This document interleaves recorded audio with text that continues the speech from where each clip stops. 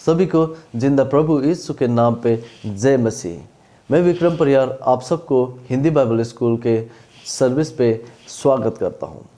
सभी को शुभ दिन और परमेश्वर को धन्यवाद देते हुए आज का ये सेवा आरंभ करता हूँ। आज हम मती रुचि अध्याय 8 के 2 और 3 पढ़ेंगे और उसके बारे में चर्चा करेंगे।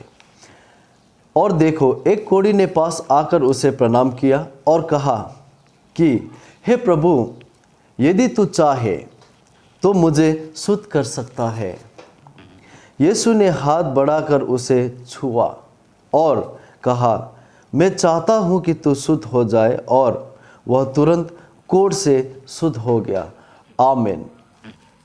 बहुत धन्य वचन है।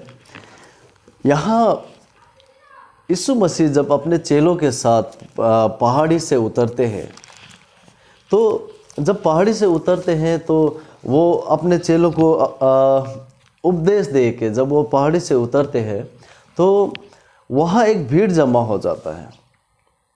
तो उस भीड़ उनके पीछे हो लेते हैं, और जब यीशु मसीह अपने चेलों के साथ और भीड़ के साथ आगे बढ़ रहे होते हैं तो एक कोढ़ी जो अछूत माना जाता था, जिन्हें मतलब छू नहीं सकते थे, एक कोढ़ी जो लेप्रोसी बोलते हैं, उस बीमार से ग्रसित कोढ़ बीमार से ग्रसित एक आदमी दौड़ के आता है और प्रभु के सामने में घुटने टेक के गिर जाता है, और घुटने के बल गिर के वो बोलता है कि हे प्रभु, अगर तू चाहे, क्या बोलता है कि हे प्रभु, अगर तू चाहे तो तू मुझे शुद्ध कर सकता है। तो वो कोढ़ी क्या बोल रहा है कि मेरी मर्जी है प्रभु कि तू मुझे शुद्ध कर, ये नहीं बोल रहा है। वो कहता है कि हे प्रभु, अगर तेरी मर्जी हो, अगर आपकी मर्जी हो तो आप मुझे शुद्ध कर सकते हैं। वो कोढ़ी ने सुना होगा कि प्रभु यीशु ही एक सच्चा ईश्वर है, एक सच्चा प्यार करने वाला प्रभु है, जो आश्चर्यजनक जो कार्य करते थे, जो चमत्कार यीशु मसीह करते थे, अंधों को आँख देते थे, लंगड़ों को चलाते थे, जो पैरालाइज होकर जिसका बदन पूरा काम नहीं करता था उसे प्रभु ने ठीक किया था, मरे हुए को प्रभु ने पुनर्जीवित किया था। तो इस तरीक़ा से जब उसने सुन के आया होगा प्रभु यीशु के पास, वो आया और उसने कहा कि हे प्रभु, अगर तू चाहे तो तू मुझे शुद्ध कर सकता है। और आपको मालूम ही है, आप लोगों ने भी पढ़ा होगा और किसी शॉर्ट फिल्म्स वगैरह में भी पहले देखा होगा, हम बचपन से जानते हैं कि कोढ़ के बीमारियों को क्या होता था, एक अछूत माना जाता था। उन्हें जैसे वो जिसको कोढ़ का बीमार हो गया हो, जिन्हें लेप्रोसी हो गया हो, वो अपने बच्चों को तक को भी पकड़ नहीं पाता था। इतनी दर्द भरी उनकी ज़िंदगी होती थी।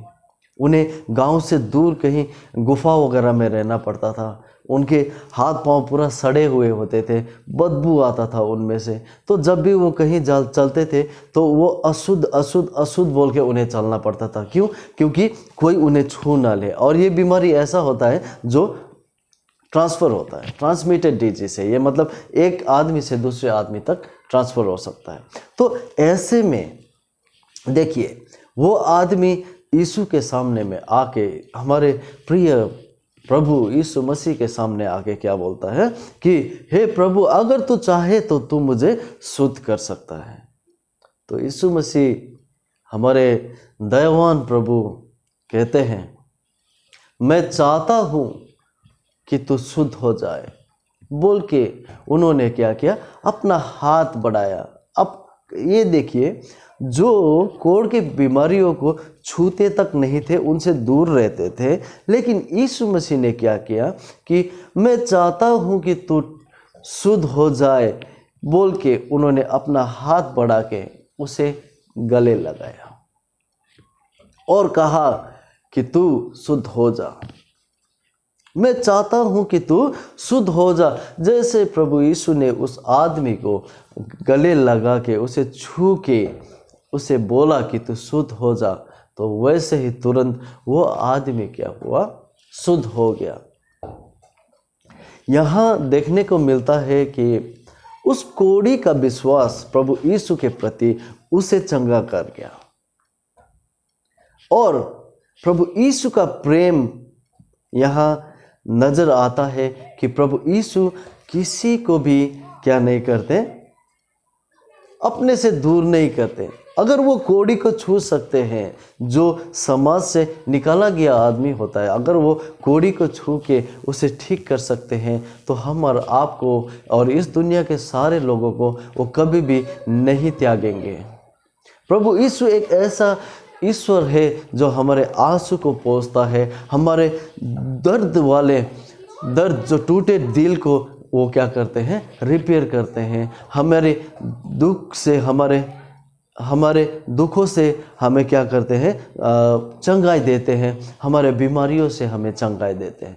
तो प्रभु यीशु एक ऐसे महान प्रभु है जो हमारे हर दुख दर्द में हमें साथ देते हैं। तो हमें कभी भी क्या नहीं करना चाहिए, प्रभु यीशु से दूर नहीं भागना चाहिए। लेकिन मैक्सिमम तौर पे, आमूमन तौर पे क्या होता है कि हम लोग क्या करते हैं कि अगर हम में कोई भी परेशानी आती है तो हम क्या करते हैं, चर्च जाना छोड़ देते हैं, हम प्रभु की स्तुति करना छोड़ देते हैं और बाइबल पढ़ना छोड़ देते हैं, प्रभु के बताए हुए नियमों पर हम चलना छोड़ देते हैं, तब जाके हमें घटी होती है। लेकिन अगर हम ईश्वर के बताए हुए रास्ते पे कभी भी धैर्य से चलेंगे तो हमें कभी भी परेशानी नहीं झेलना पड़ेगा, क्योंकि प्रभु कामयाबी देने से पहले एक बार हर किसी को परखते हैं, एक बार दुख देते हैं, तब उसके बाद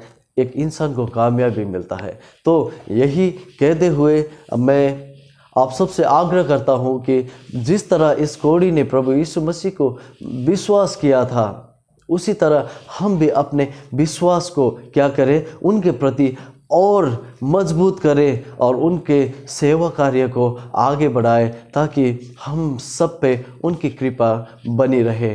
तो मैं इतना कहते हुए आज का इस हमारे हिंदी बाइबल स्कूल का सेवा यहीं समाप्त करता हूं, और पिता, पुत्र और पवित्र आत्मा के नाम पे आप सबके लिए आशीष मांगता हूं। आमीन।